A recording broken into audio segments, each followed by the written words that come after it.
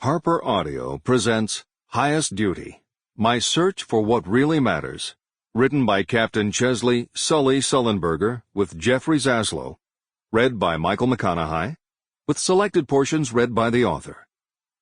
Copyright 2009 by Chesley Sullenberger III, production copyright 2009 by HarperCollins Publishers.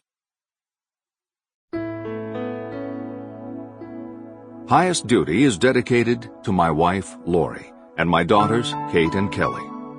You are the three most important people in my life, and I love you more than I can express in words. This book is also dedicated to the passengers and crew of Flight 1549 and to their families. We will be joined forever because of the events of January 15th in our hearts and in our minds.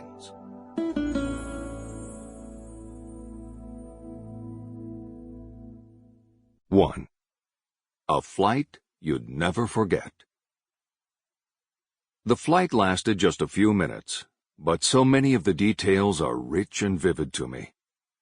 The wind was coming from the north, not the south, which was unusual for that time of year, and my wheels made a distinct rumbling sound as they rolled across the rural Texas airstrip. I remember the smell of the warm engine oil and how it drifted into the cockpit as I prepared to take off. There was also the smell of freshly cut grass in the air. I have a clear recollection of how my body felt, this heightened sense of alertness, as I taxied to the end of the runway, went through my checklist, and got ready to go. And I recall the moment the plane lifted into the air, and, just 3 minutes later, how I would need to return to the runway, intensely focused on the tasks at hand. All these memories are with me still. A pilot can take off and land thousands of times in his life, and so much of it feels like a speeding blur. But almost always, there is a particular flight that challenges a pilot, or teaches, or changes him, and every sensory moment of that experience remains in his head forever. I have had a few unforgettable flights in my life, and they continue to live in my mind, conjuring up a host of emotions and reasons for reflection. One took me to New York's Hudson River on a cold January day in 2009.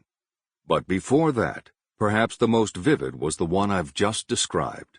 My first solo flight, late on a Saturday afternoon at a grass airstrip in Sherman, Texas. It was June 3, 1967, and I was 16 years old. I hold on to this one, and a handful of others, as I look back on all the forces that molded me as a boy, as a man, and as a pilot.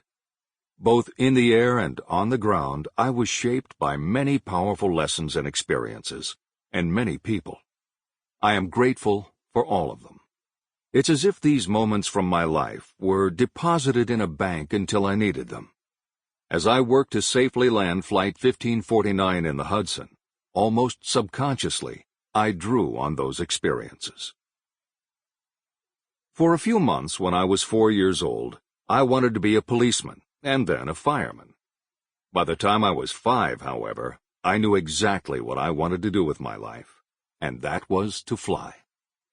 I never wavered once this possibility came into my head, or more precisely came over my head, in the form of jet fighters that crisscrossed the sky above my childhood home outside Denison, Texas.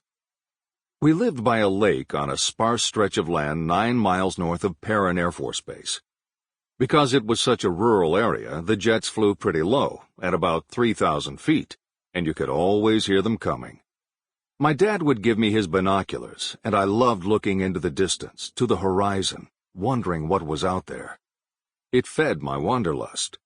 And in the case of the jets, what was out there was even more exciting because it was coming closer and closer at a very high rate of speed. This was the 1950s, and those machines were a lot louder than today's fighters.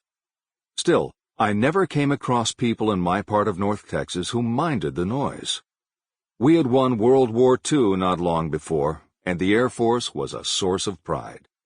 It wasn't until decades later, when residents near air bases began talking about the noise, that pilots felt the need to answer the complaints.